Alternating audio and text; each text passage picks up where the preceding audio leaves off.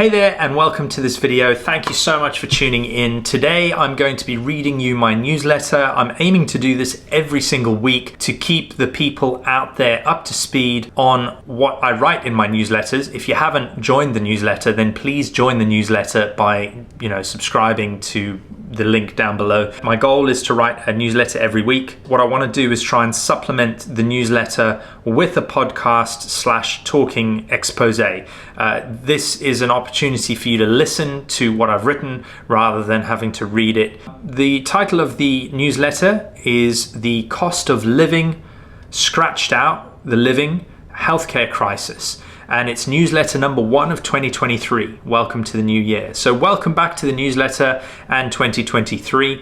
I see that the cost of living crisis is the latest and greatest marketing campaign by the government and media outlets keeping the majority of the nation trapped in a stress response. Before you call me a conspiracy nut, I don't deny that things are incredibly challenging for a lot of people at the moment. I have got some thoughts on this and I'm going to share them down below. Given the fact that the high percentage of people who are obese, in pain, on medication, and in need of some help from the NHS, which is collapsing at the moment, I find it hard to believe that people are really that concerned about money. I mean, with this many people with underlying health issues, it's likely that they won't even see retirement. Not to mention the latest viruses that seem to have hit the UK lately, children getting sick and people struggling. Sperm counts in men and testosterone levels in men are at an all-time low, and fertility rates in women are also at an all-time low. You can see the source link to that down in the description. Let's continue. Armed with that knowledge, who really cares about money? The average person won't be around long enough to use it. That's one side of my brain talking. Let's call that the cynical side. That's the side of my brain that used to tell me that there was only one way to live, and that was to eat, drink, and smoke as much as possible and to end it, or end my life, as early as possible.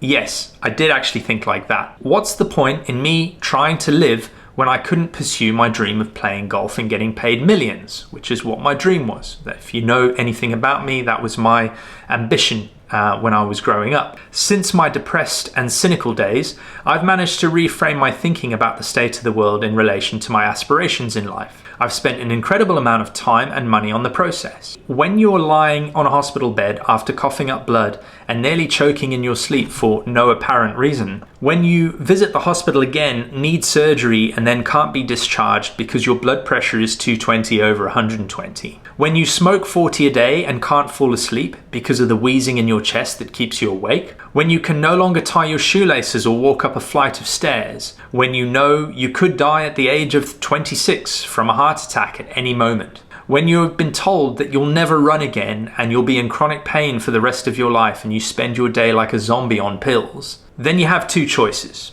in my opinion. Choice 1 is to submit to the suffering and let things overcome you.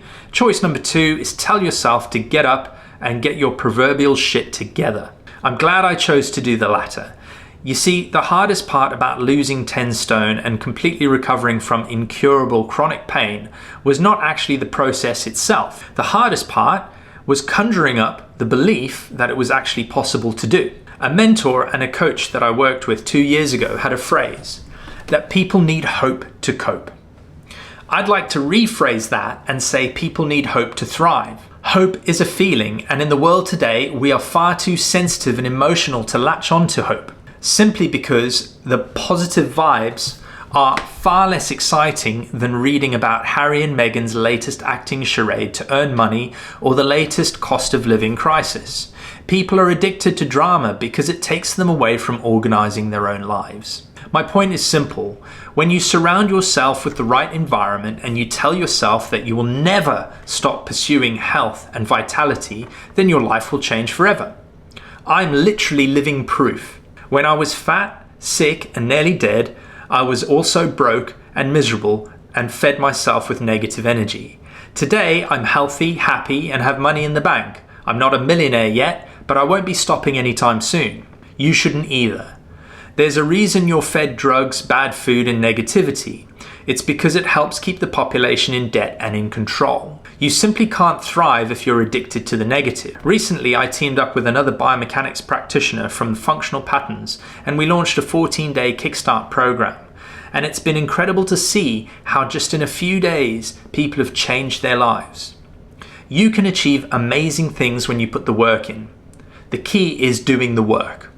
Don't rely on the hopes and dreams without putting in the work. I did, and didn't put in the work, and couldn't understand why I failed. Use your hopes and dreams to guide you to the work needed to succeed.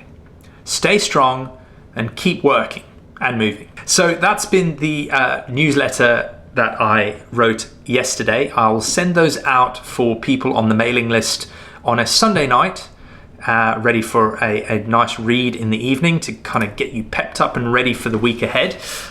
If you want to wait till the Monday for this video, then that's absolutely fine as well. But what I will say is this will be embedded in a blog post as well, which you can click into on the link down below. If you've enjoyed this, please give it a thumbs up. I really appreciate any support you can give, and stay tuned to more videos coming forwards on how you can help build your life to be athletic, healthy, happy, pain-free.